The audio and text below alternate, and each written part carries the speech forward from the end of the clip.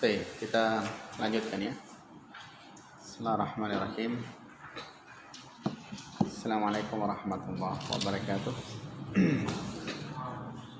Alhamdulillahirabbil alamin. Wassalatu wassalamu ala nabiyyina Muhammadin wa ala alihi wa sahbihi wa man tabi'ahum bi ihsan ila yaumil amma ba'd. Nah, ikhwani wa akhwati fillah, azani Allah wa iyyakum, rahimani wa rahimakumullah. Kita lanjutkan pelajaran kita. Sekarang masuk pada nomor 4.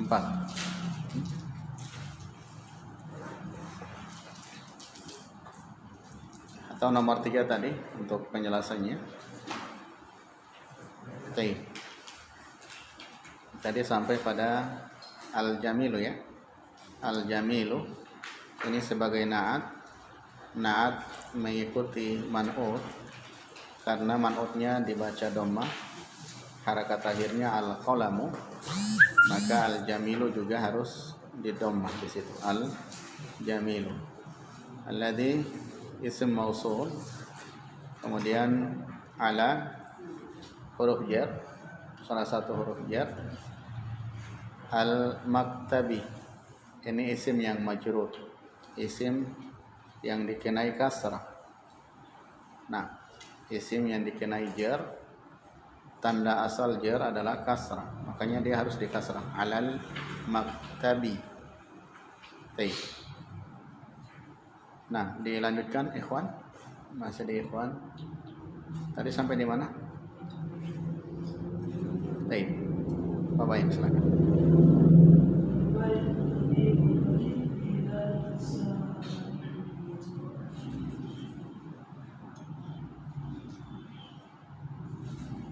Coba diulangi.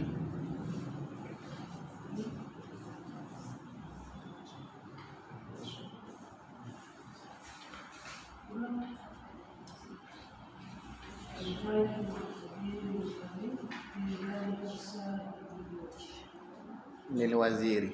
Baik. Apa artinya?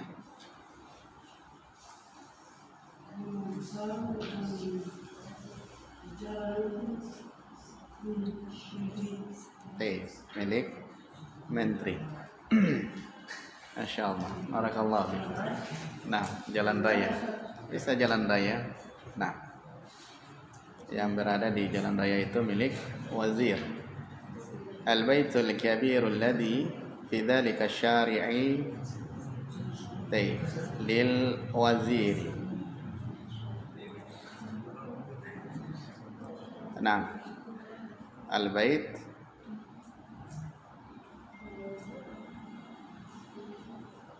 ini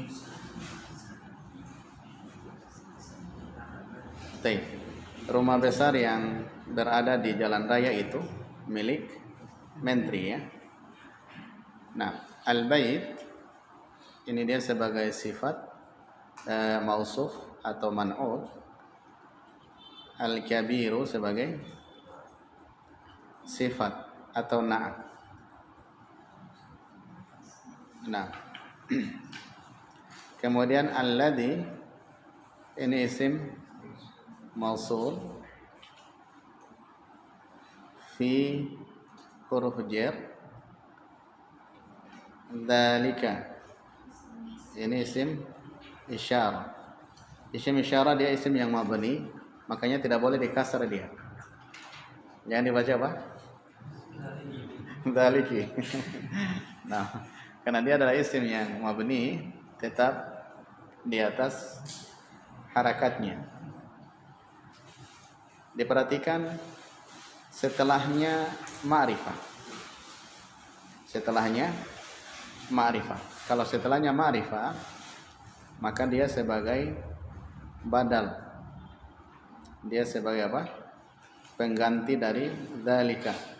Makanya harakatnya, karena dia huruf terakhirnya jelas di situ. Kemudian dia isim yang yang bisa berubah harakat akhirnya. Nah, bukan yang mabni, yang mu'rab.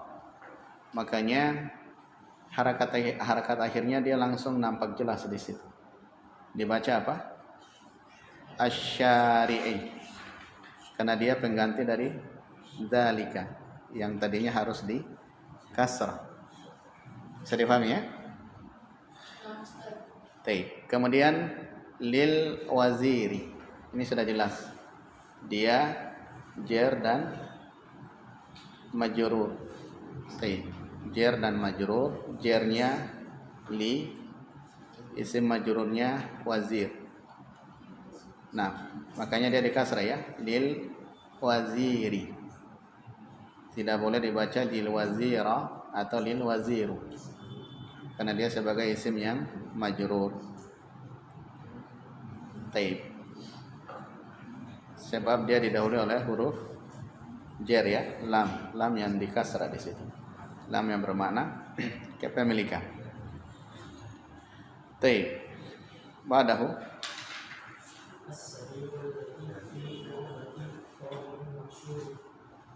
fi ghurfati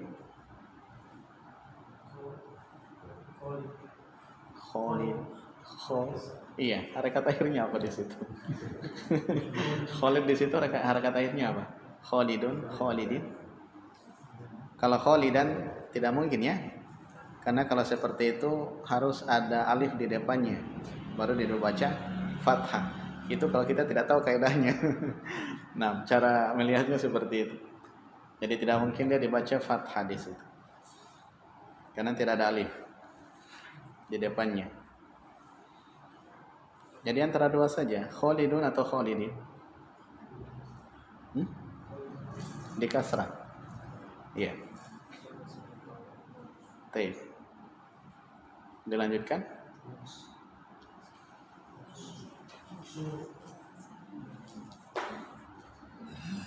Maksurun atau maksurin.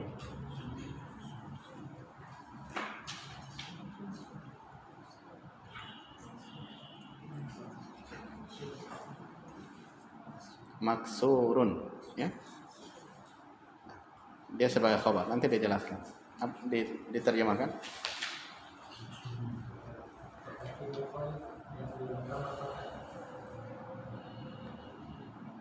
Diulangi.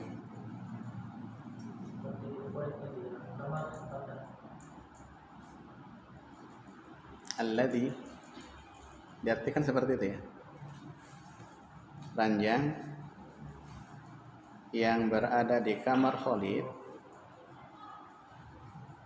Ya, seperti itu ya. Ranjang. Nah, atau tempat tidur yang berada di kamar Khalid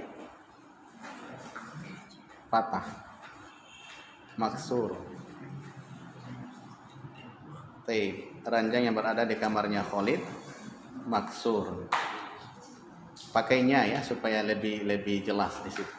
Berarti dia apa? Mudhafun ilaih. As-sarir. Sarir ini karena dia dimulai dengan kata ini, berarti dia marfu.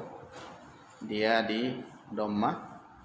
Marfu tanda asalnya dhammah, maka dibaca as-sariru. Harakat akhirnya harus dhammah sebagai mubtada. Alladzi isim mausul fi huruf jar.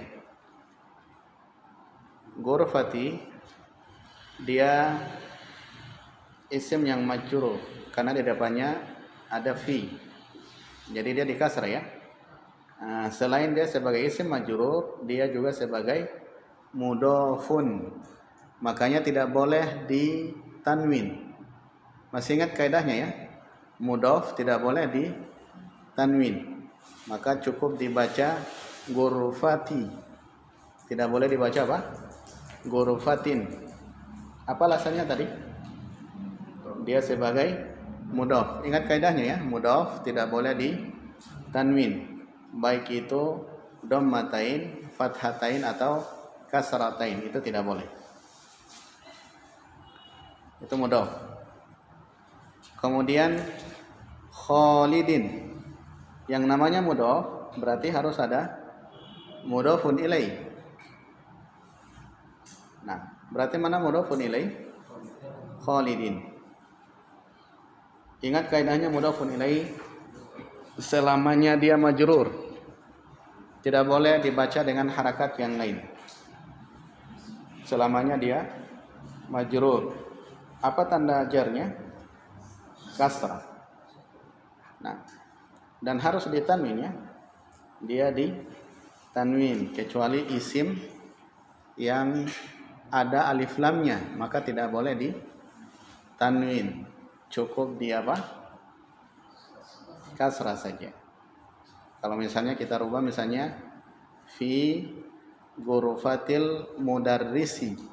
Misalnya al mudarrisi pakai alif lam, makanya cukup di kasrah. Khalidin ini tidak ada dan dia bisa ditanwin, makanya dia nampak tanwin ya. Khalidin. Maksurun. Maksurun adalah apa? Khobar. Nah, dan ini diingatkan kembali lagi bahwasanya susunan jumlah ismiyah yang terdiri dari mubtada dan khobar, tidak selamanya khobar itu dia terletak setelah mubtada. Ini tidak selamanya. Ini sudah berapa kali diulangi ya. Nah, asalnya yang kita sudah pernah pelajari sebelumnya, setelah mubtada pasti ada khobar di situ. Nah, pasti ada khobar ya setelahnya. Misalnya apa? Masih ingat contoh? Coba berikan salah satu contoh. Hadza kitabun. Nah, yang sederhana saja. Hadza kitabun. Ini sebuah buku. Hadza mubtada. Kitabun khobar. Dia terletak setelah mubtada. Dan mubtada itu harus ditahu fungsinya ya. Dia datang untuk melengkapi atau menjelaskan keadaan mubtada, melengkapi atau menjelaskan keadaan atau maksud dari mubtada. Makanya di sini sangat jelas ya. As-sarirul ladzi fi ghurfati Khalidin. Kenapa dia? Maksur, patah. Dia datang untuk menjelaskan khabar itu. Nah, jadi dia terletak setelah dilewati apa? Beberapa kata di situ. Bahkan panjang. Nah, yang penting tahu saja fungsinya ya, apa? Dia datang untuk melengkapi makna mubtada, menjelaskan maksud dari mubtada. Itu khabar fungsinya seperti itu. Jadi kadang dia terletak langsung setelah mubtada, kadang dilewati beberapa kata seperti pada contoh ini. Kadang dia diakhirkan. Nah, dan itu kita sudah pelajari ya. Sudah kita lewati.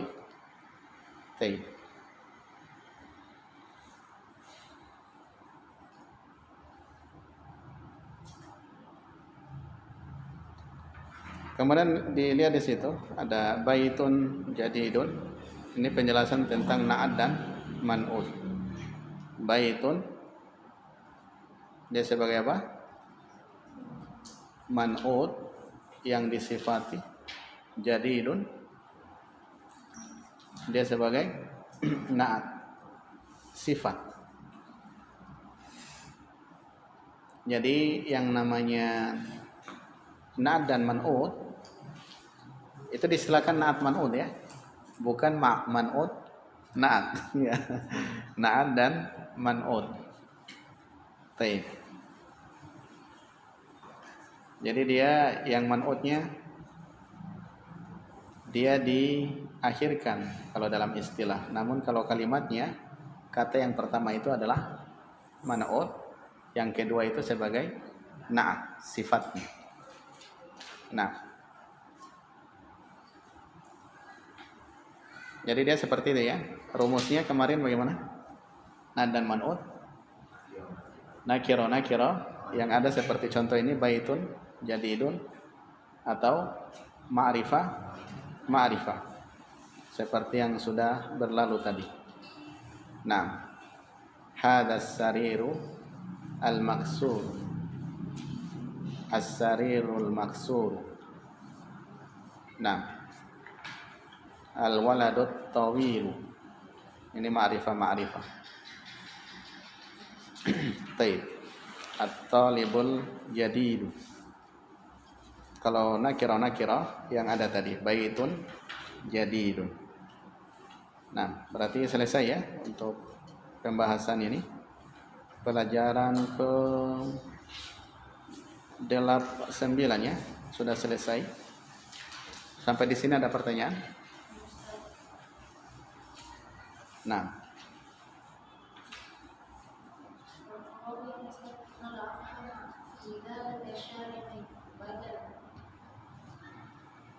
Fidzalika. Iya.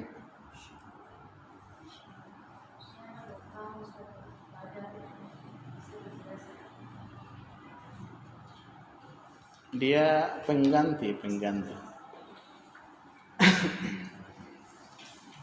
Kaidah untuk mudah memahami. Ini pelajaran berapa yang lalu ya? Pelajaran 5 atau pelajaran berapa? Yang kita pelajari tentang badal. Nah, sudah lupa ya. Untuk mudah memahami, perhatikan kata yang terletak setelah isim isyarah. Nah, kata yang terletak setelah isim isyarah. Kalau dia nakira, maka dia kemungkinan di situ sebagai apa? Khobar atau yang lainnya. Tapi kalau setelah isim isyarah dia ma'rifah, maka di situ dipastikan dia adalah badal, dia pengganti. Nah, dia apa? Pengganti. Sebenarnya kalau tanpa ada dzalika itu sudah lengkap sebenarnya. Fi syari'i. Harusnya kan seperti itu ya. Nah, jadi walaupun tidak ada dzalika, dia sudah sempurna. Iya. Tapi ini sebagai penambahan saja. Makanya dia disebut apa? Pengganti. Jadi kaidahnya seperti itu saja. Kalau setelah isim isyarah dia isim yang ma'rifah, maka dipastikan dia adalah apa? Badal, pengganti. Makanya harus dibaca kasrah atau yang lainnya. Kalau dia sebagai objek, maka dia dibaca mansub. Nah, kalau dia sebagai pengganti dari mubtada, berarti dia dibaca marfu, dibaca dhammah. Tergantung kedudukannya di dalam kalimat. Karena kebetulan di sini kedudukannya sebagai pengganti dari isim yang majrur. Mana isim yang majrur? Dalika ya. Karena dia terletak setelah apa? Fi. Maka dia harus dibaca majrur. Dijer, harus dikasrah. Itu untuk mudah memahaminya seperti itu. Pengganti. Nah, ada sebagian yang mengatakan taukid, tapi itu keliru ya. Ini terlalu jauh. Sebagai penguat. Karena pernah anak tanyakan ada satu orang, dia lulusan Madinah, Universitas Madinah, kemungkinan dia keliru. Nah, beliau menyebutkan dia sebagai taukid. Ya, anak juga heran-heran lihatnya bagaimana bisa taukid di situ. Padahal di situ apa? Badal. Taib. Nah, bisa difahami ya? Dia kaidahnya seperti itu saja untuk mudah membedakan dengan yang lain.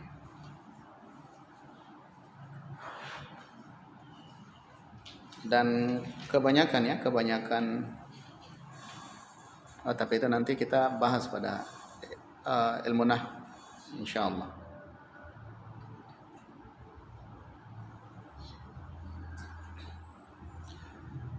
Masih ada yang lain?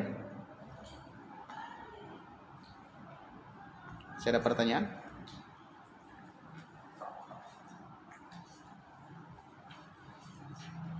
Ikhwan?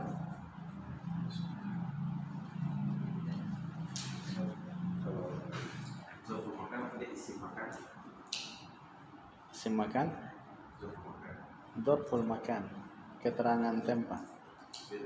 Beda. Nah,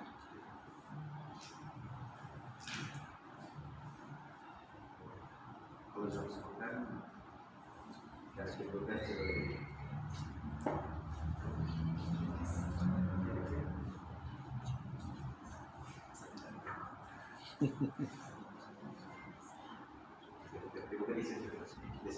nah, lah dia cuma begitu saja.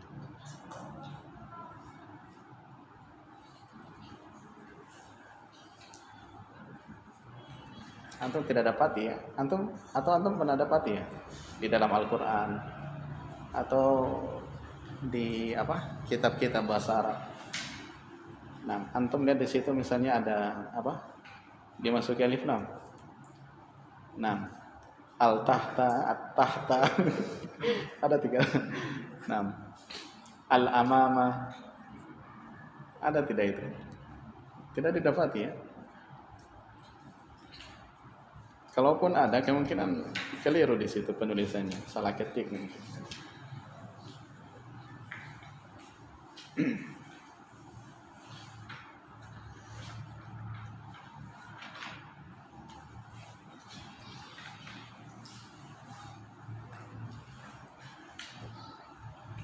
Baik, masih ada yang lain pertanyaan?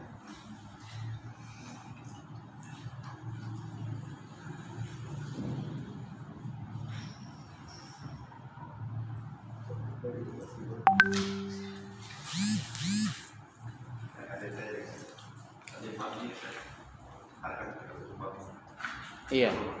Nah,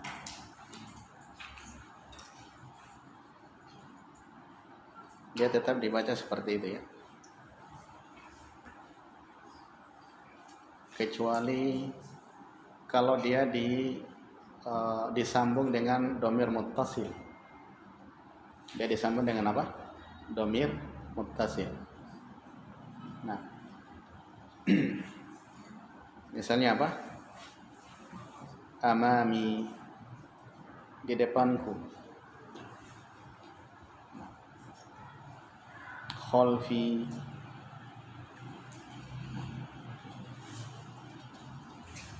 di belakang. Kalau dia bersambung dengan dhamir muttasil. Tahu dhamir muttasil ya? Kitabun, sebuah buku. Kalau dia disandarkan kepada kita, kitabi. Jangan kitabu ana. Jangan ya. Ini keliru. Jangan pakai isim dhamir apa? Munfasil. Tapi pakai dhamir muttasil.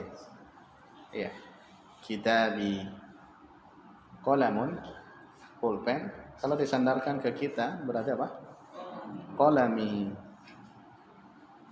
Kalau anta, qalamun, milik kamu, milikmu, pulpenmu. Qalamuka. Nah, perempuan, iya, ya begitu saja ya. Itu dhamir muttasil. Hu huma hum, ha huma hunna, ka kumakum, ki kumakunna, i na panjangnya. Baik.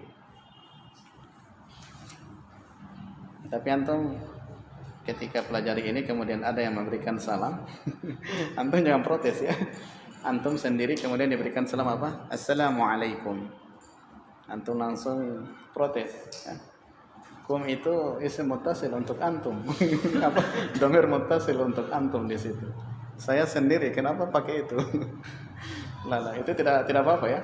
Itu sudah hal yang ma'ruf. Nah, memang biasanya itu hanya memakai satu saja, anta. Assalamu alayka ya akhi. Assalamu alayka. Assalamu alayka ya ukhti. Ya ummi. Misalnya ya. Ya zaujati masalan.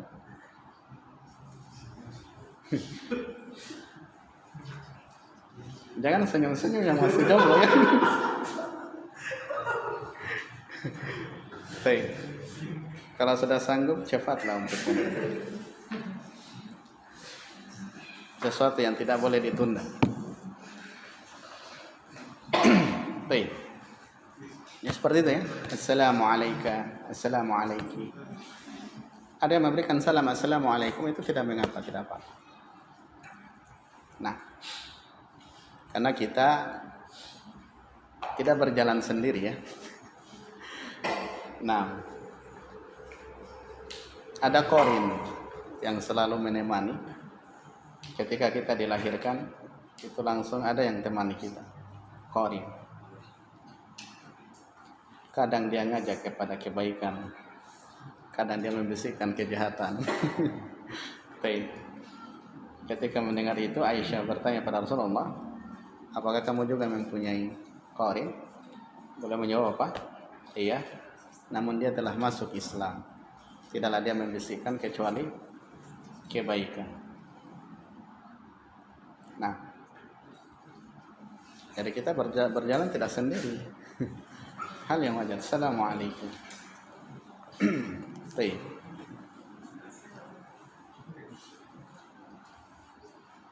Nah, dari kesimpulan untuk pelajaran ke-9, ini kita mendalami sedikit tentang masalah na'ad dan man'ud yang kita sudah pelajari pada pelajaran-pelajaran sebelumnya. Juga mempelajari mudhafun ilaih yang kita pelajari. Juga kita pelajari ada di situ ada mubtada muakhar atau ada khabar muqaddam, ada mubtada muakhar. Nah, ini kita sudah lewati. Kemudian ada mubtada yang bentuknya jumlah, bukan cuma satu kata saja. Dia bentuknya kalimat. Nah, itu yang kita pelajari pada pelajaran yang ke-9 ini. Kemudian khobar juga seperti itu. Ada yang bentuknya jumlah, bukan saja mufrad. Nah, dan itu juga kita sudah pelajari ya. Ini hanya pendalaman saja. Ini dan yang terakhir adalah isim mausul, kata sambung. Tapi baru satu yang kita pelajari yaitu apa? Ya, alladzi mufrad mudzakkar, khusus untuk jenis laki-laki. Yang jenis perempuan belum. Baik. Sekarang kita masuk pada al-kalimatul jadidatu. Masih pada halaman 53. Lihat pada tabel di kolom situ. Ada kata-kata baru. Nah, ini tugasnya antum untuk hafal. Nah. Baik. Insyaallah ini sangat membantu untuk bisa antum terjemahkan bahasa Arab. Supaya antum tidak kaku-kaku lagi ya, langsung bisa menerjemahkan. Itu salah satunya. Yang terpenting adalah antum bisa baca kalimat itu. Kalau sudah hafal kosakatanya. Kalau belum hafal, antum susah untuk membaca kalimat itu. Nah, karena yang berubah hanya apa? Harakat akhir saja. Adapun harakat sebelumnya tidak berubah, makanya antum harus hafal. Yang berubah hanya harakat akhir. Adapun nanti perubahan pada kata itu nanti dipelajari pada ilmu sharaf. Kalau di sini belum. Nah,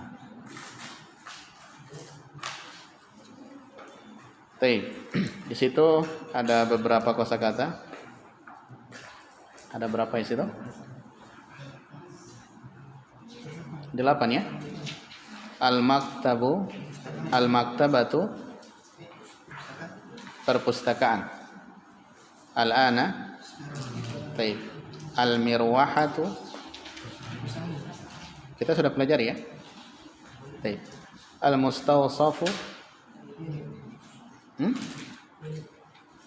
klinik. Al-madrasatu tsanawiyatu. Apa ini? SMA, Hah? Aliyah atau SMA. Sanawiyah itu SMA ya. Kalau SMP, nah itu lain. Al-madrasatul mutawassithah. Mutawassit, pertengahan. SMP. Sekolah menengah pertama ya, sekolah menengah. Kalau tsanawiyah itu SMA. Kita di sini tidak tahu di Indonesia sih. Nah, pakai aliyah ya. Aliyah itu kampus, universitas. Al-waziru. Apa artinya? Menteri.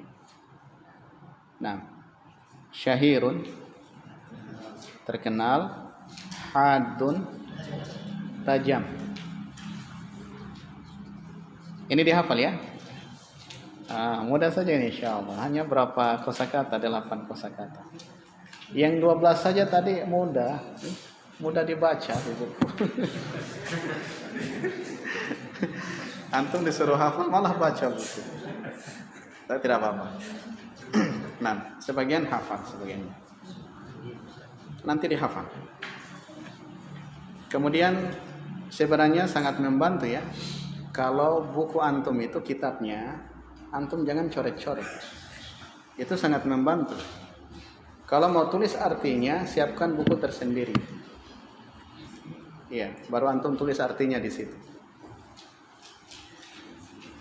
Supaya antum cepat menguasai. Kalau sudah ada di buku situ, antum sudah malas menghafal.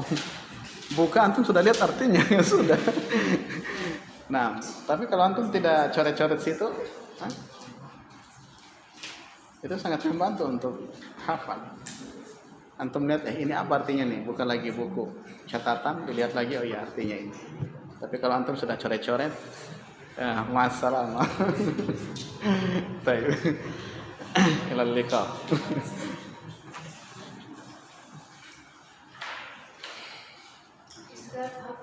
Nah,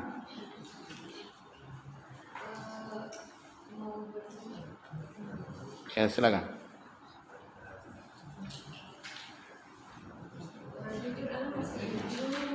Membedakan mana yang bisa dikatakan dia sebagai khobar dan juga kita tentukan dia sebagai na'at atau misalnya yang nomor 5 yang tadi Ustaz. Nomor 5. Nomor 5 yang di halaman nomor 3. Iya. Yang khobarnya kan dimaksudkan Ustaz. Nah. Terus itu bisa maksudnya kan bisa dihukumi sebagai na'at, misalnya di sini di as-sahiru maksud itu kan dia sebagai maksudnya di sini sebagai na'at, terus as-sahiru sebagai maksud. Nah, pertanyaannya bagaimana kita bisa menentukan kalau dia itu sebagai khobar, maksud ini sebagai khobar dan dia juga sebagai sifat. Apakah dilihat dari sebelumnya, misalnya kata sebelumnya dia mudhof ilaih, terus kata berikutnya dia pasti khobar, ataukah dilihat dari isim atau iya. Nah. Baik. Dipahami.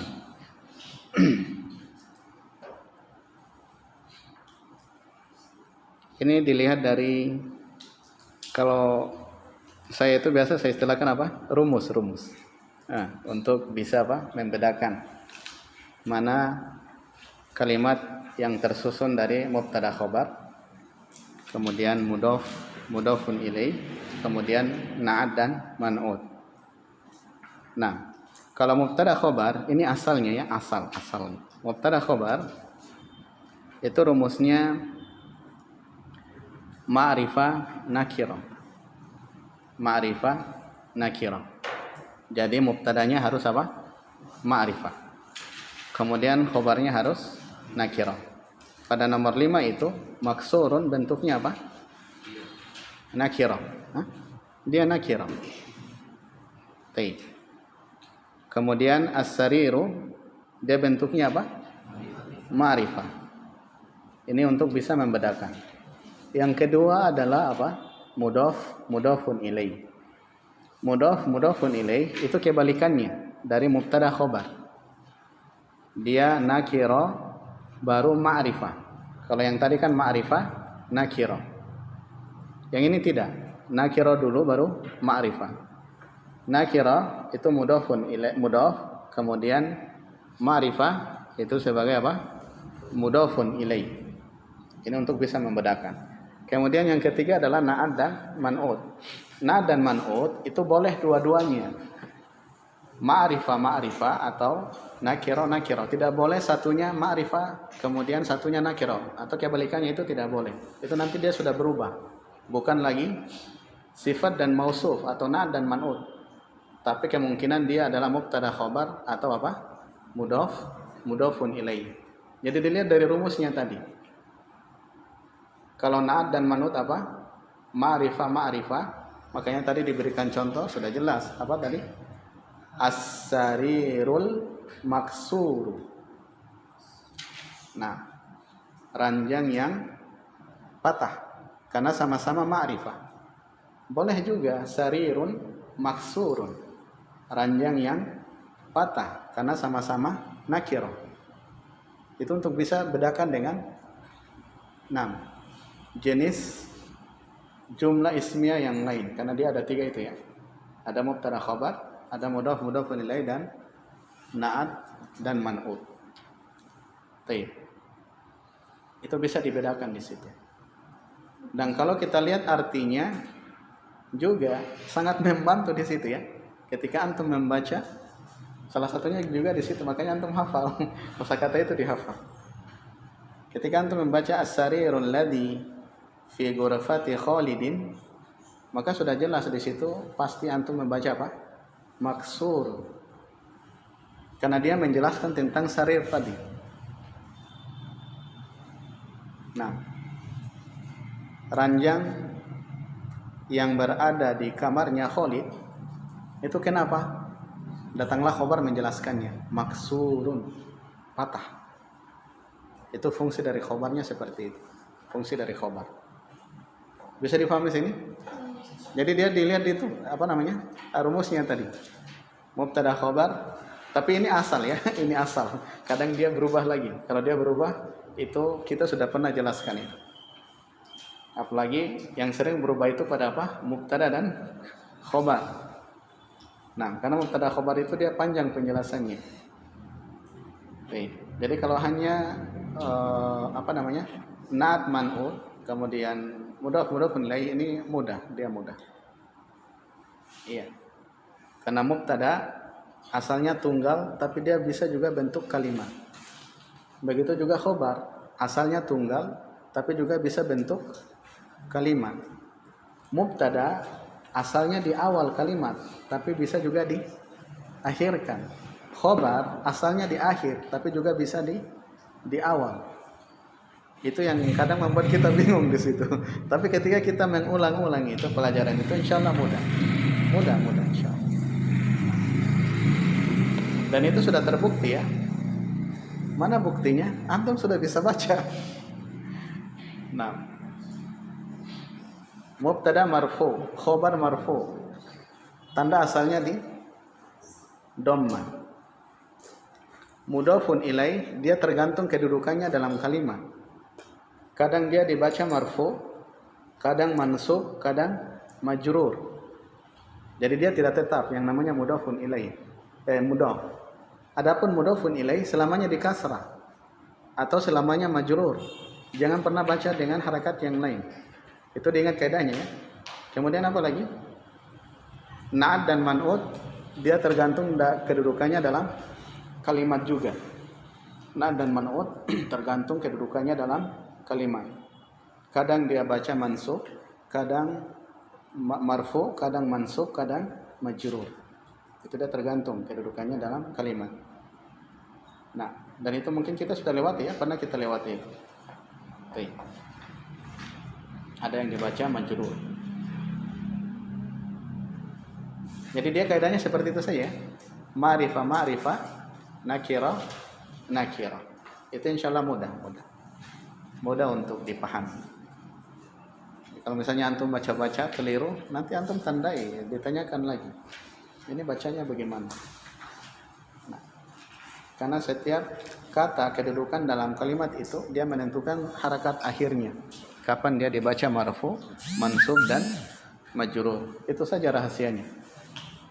Nah, jadi antum salah satu yang paling terpenting harus hafal kosakata.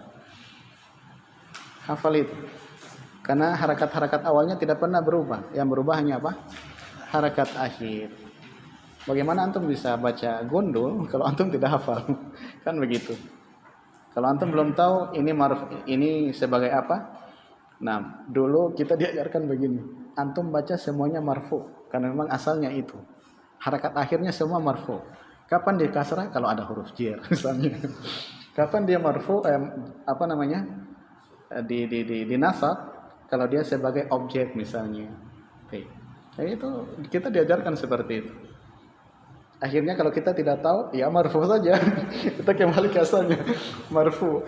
Nah, dibaca marfu saja. Ya kedudukannya seperti apa kita bingung. Apa ini? Yang penting apa dibaca saja seperti itu. Kecuali kalau ada yang menyebabkan dia di fathah atau di kasrah. Kalau itu kan sudah jelas ya, ini di kasrah. Ya karena ada huruf jar di depannya. Oh karena dia sebagai mudhofun ilaih. Nah, ini dia di fathah. Ini kita belum pelajari yang ini ya, yang fathah karena memang di sini belum ada. Fathah itu ada banyak di situ. Salah satunya yang kita pelajari adalah apa? Maf'ul mutlak yang jiddan. Kemudian apa lagi? Maf'ulun fi, yaitu apa? Al-yauma. Itu maf'ulun fi. Kalau maf'ulun bi itu beda. Maf'ulun bi itu lain lagi. Dia objek. Misalnya apa? Qara'tu, saya telah membaca. Membaca apa? Quran. Berarti dia harus mansub. Qur'anan atau Al-Qur'ana. Nah, ini sebagai objek. Saya telah membaca Al-Qur'an. Jadi dibaca Qur'anan, kalau pakai alif lam Al-Qur'an. Nah, atau qara'atu al-kitab misalnya. Baik. Kitaban atau al-kitab. Itu dia sebagai maf'ulun bih, sebagai objek. Dia terletak setelah adanya apa? Kata kerja dan pelaku. Iya, nah, itu nanti di nahwu. Insyaallah kita pelajari itu. Sabar-sabar ya. Kalau kita sudah selesai jilid pertama, maka kita akan pelajari nahwu dasar-dasarnya. Nah, yang insyaallah itu sangat membantu kita untuk bisa menerjemahkan juga merangkai kalimat dengan benar. Sehingga apa? Kita aman ya, merasa aman ketika membaca buku. Antum kalau baca masalah misalnya masalah fikih atau masalah akidah, antum baca di terjemahan, iya itu nanti antum ragu-ragu nanti. Ini terjemahannya sudah betul atau tidak ini. Tapi kalau antum paham bahasa Arab, baca di kitab aslinya, nah itu rasa nyaman di situ. Ini amat sekali antum baca di situ. Oh ternyata ini artinya begini, begini dan begini. Iya, ya selalu belajar. Nah, ini tidak ya. Ya, sebulan datang cuman sekali, kadang hanya setengah. Kenapa setengah? Ba'da maghrib hadir, ba'da isya sudah menghilang. Bagaimana antum menguasai bahasa Arab? Antum sendiri yang malas untuk belajar. Nah,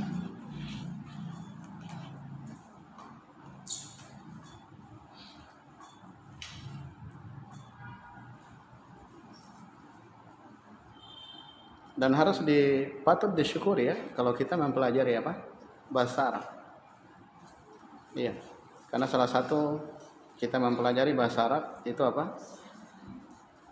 Untuk linafhama, untuk kita memahami Al-Qur'an dengan pemahaman yang benar. Tapi kalau kita tidak tahu bahasa Arab, itu pasti antum keliru di situ. Dan mudah untuk diajak pada hal-hal yang menyimpang dan yang semisal dengan itu.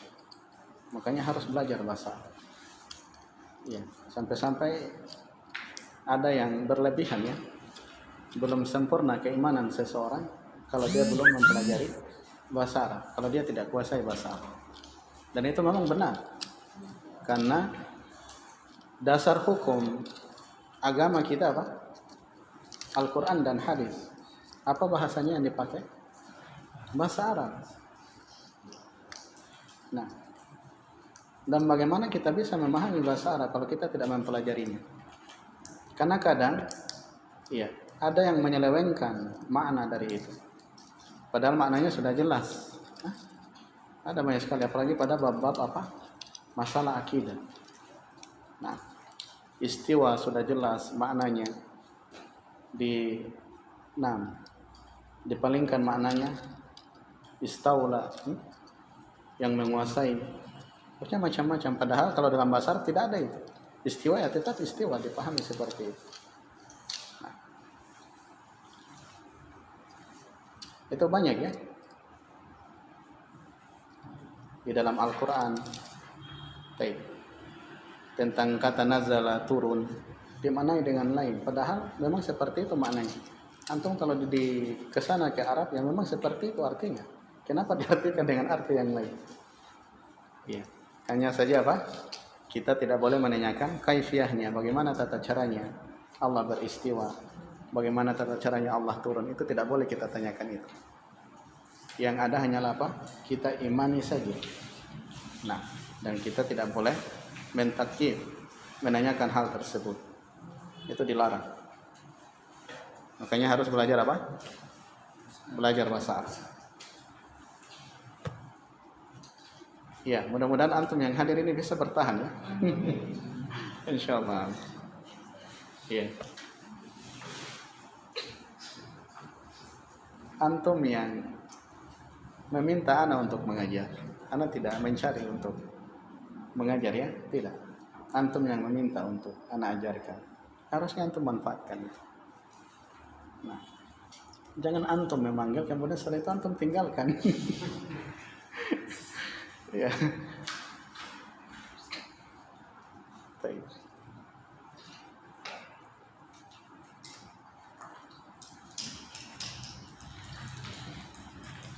Jadi belajar ya, belajar.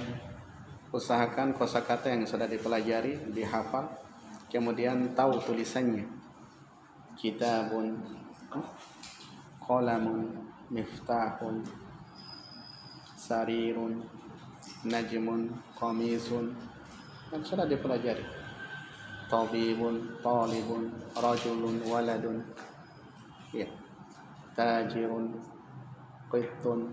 Ini semuanya harus antum tahu tulisannya. Jangan cuma antum bisa menyebutkan, ya, tapi apa? Tidak tahu tulis. Iya.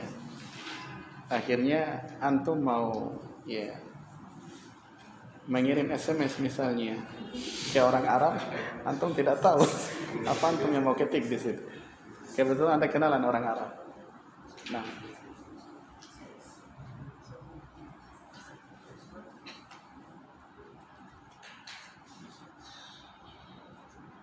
baik, kita cukupkan sampai di sini insyaallah, karena ini kita masuk di pelajaran ke-10, di sini agak panjang. Jadi kita akhiri di sini, insyaallah pada pertemuan berikutnya baru kita lanjutkan. Nah, yang penting diingatkan kembali untuk kosakata, terutama di domir ya. Domir antum harus hafal. Huwa humahum sampai dengan apa? Ana nahnu. Ini untuk munfasil yang terpisah. Kemudian yang tersambung juga antum harus hafal. Mulai dari hu, huwa menjadi hu. Kemudian hiya menjadi ha, anta menjadi ka, yang itu dihafal juga ya. Hu, huwa, hum, ha, huwa, ha, huma, hunna, ka, kuma, kum, ki, kuma, kunna, i, na. Ini antum juga harus hafal sesuai dengan urutannya. Nah, huwa, huma, hum, hiya, huma, hunna, anta, antuma, antum, anti, antuma, antunna. Ini dihafal ya.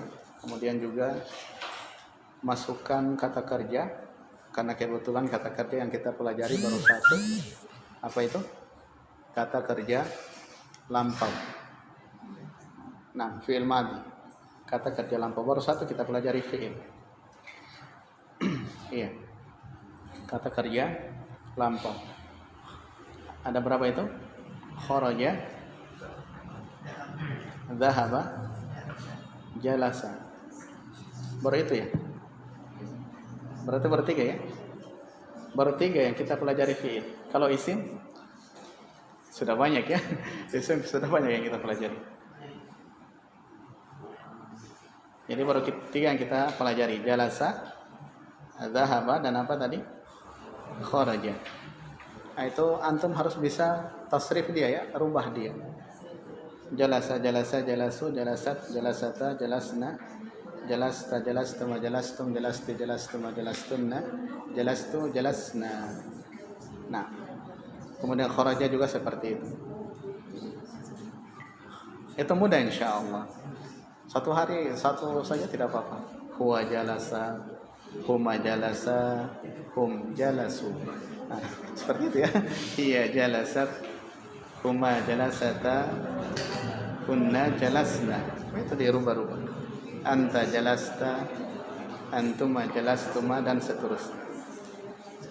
Jangan sampai ketika antum membuat kalimat apa? Iya. Dia telah duduk, laki-laki perempuan, antum samakan di situ. Iya. Jalasa Muhammadun alal kursi. Benar ya. Tapi ketika Fatimah, jangan lagi antum gunakan apa? Jalasa. Nah. Tapi apa? Jalasat. Jalasat Fatimatu alal kursi. Begitu juga dhahaba. Dhahaba Ahmadu ilal madrasah. Ketika Aisyah, jangan lagi dhahaba, tapi dhahabat. Nah, makanya disuruh hafal seperti itu, supaya ketika merangkai kalimat, ketika membaca juga bisa benar ya, tidak keliru. Baik, sampai di sini insyaallah. Nanti kita lanjutkan pada pertemuan berikutnya. Jangan lupa hafal kosakata ada 8, mudah saja insyaallah. Nah, supaya membantu untuk bisa menerjemahkan setiap kalimat yang ada dalam kitab ini. Baik, nakhtimu hadzal liqa.